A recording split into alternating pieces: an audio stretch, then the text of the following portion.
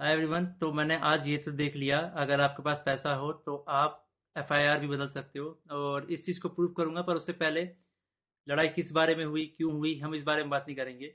मैं सीधा पॉइंट पे बढ़ता हूँ। एलविश ने जो लोकेशन दी थी वो उसके घर की लोकेशन थी, या फिर किसी के तो घर की लोकेशन थी। और मेरा इंस्टिंक्ट बोला कि मुझे उसे अपने लोकेशन पे बुलाना चाहिए, जो एक पब्लिक लोकेशन हो।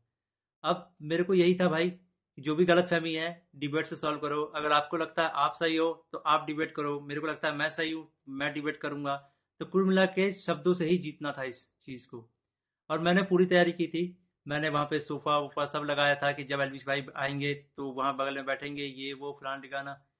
लेकिन जैसे ही वो आए, एक तो अटैक करना शुरू कर दिया, ऊपर से बहुत सारे बंदों के साथ आए। ऊपर से ये भी नहीं था कि वन ऑन वन फाइट हो, उसके साथ उसके कुछ बंदे थे, वो भी मदद कर रहे थे उसकी। इस तरीके से मदद कर रहे थे कि मैं कुछ कर ही नहीं पा रहा था, क्योंकि मेरे को दो तीन लोगों ने पकड़ लिया था अगल बगल से। अब जब लड़ाई हुई, लड़ाई के बीच में ही एलविश ने मेरे को लगभग ये अपने घुटनों से नाक पे मारा, कई बार हाथों से मेरे सिर्फ मुंह पे मारा।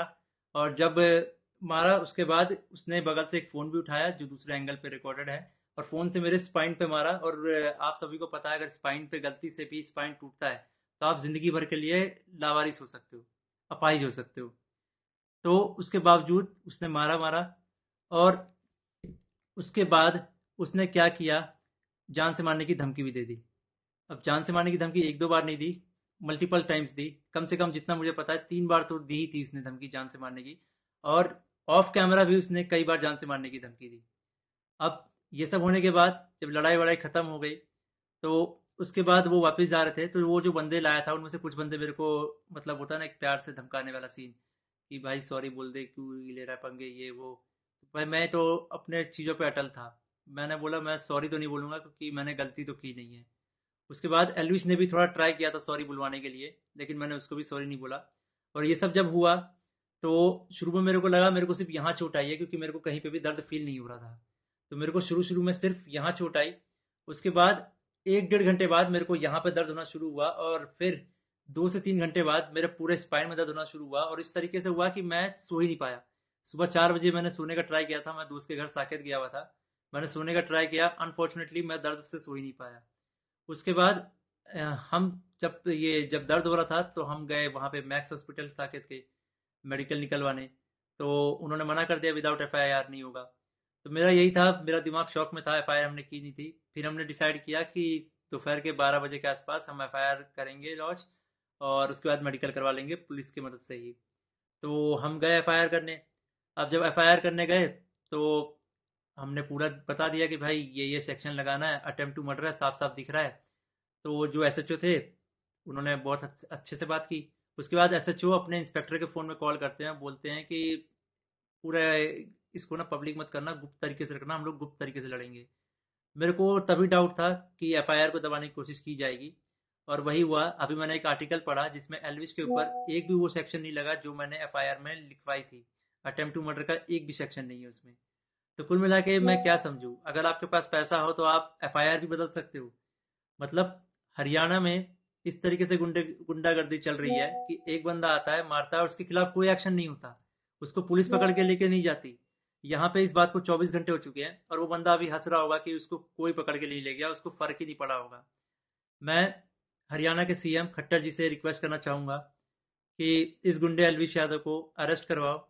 इसका बैकग्राउंड बहुत खराब है, जिस तरीके से यूथ को इंस्पायर कर रहा है, वायलेंस को प्रमोट कर रहा है, उससे साफ साफ पता लग रहा है यूथ बहुत गलत वे में मोटिवेट हो रही है इससे। और ये चीज़ बहुत ही खराब है।